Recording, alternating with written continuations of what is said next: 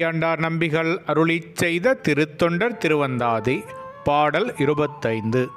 மணியினை மாமரைக்காட்டு மருந்தினை வன்மொழியால் திணியன நீள் கதவம் திறப்பித்தன தென்கடலில் பிணியன கல் மிதப்பித்தன சைவ பெருநெறிக்கே அணியன நாவுக்கரையன் பிரான்தன் அருந்தமிழே.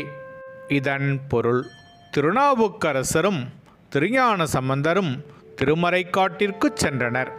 வேதங்கள் பூசித்த காலத்திலிருந்து அடைக்கப்பட்டிருக்கும் கதவை வாகீச பெருமான் பதிகம் பாடி திறந்தார். இருவரும் அவ்வழியில் சென்று இறைவனை போற்றி வணங்கி வழிபட்டனர். இது ஒருபுறம் இருக்க, மன்னன் ஆணைப்படி சமணர்கள் நாவுக்கரசு பெருமானை பாறையுடன் பிணைத்து கடலில் இட்டனர். சொற்றுணை வேதியன் என்னும் பதிகத்தை பாடினார்.